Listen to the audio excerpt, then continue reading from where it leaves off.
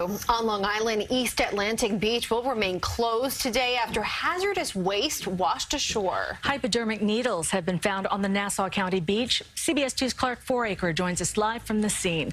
Clark, good morning.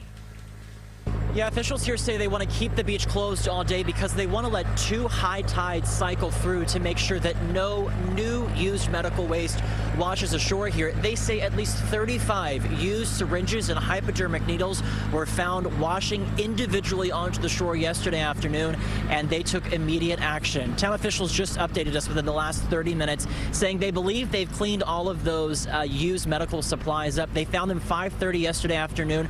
A lifeguard with the town of Hempstead actually called 911 to alert them to these medical supplies that had washed up. That lifeguard placed a couple of things in a Gatorade bottle and closed it shut, and then law enforcement officials did come out and pick up the remainder of these hypodermic needles, used syringes that washed ashore individually. Today, folks are out here cleaning up the beach, some walking with rakes in their hands. Of course, large bulldozers have also been going up and down the beach, trying to make sure they've gotten the last of this used medical supplies off of the sand.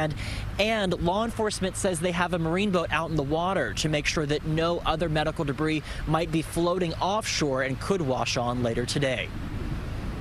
The concern is always that a resident finds it by stepping on it, or gets injured by a needle, or somehow comes into contact with potentially contaminated material. So luckily, to date, we think that situation did not happen, and we have no reported injuries. The big question, of course, where did this medical supplies come from? The police commissioner here says that it will take about a week for a special unit to look through those supplies, make sure they're clean, and then try to look on the syringes or needles and see if there are any identifying marks that could indicate where these medical supplies came from.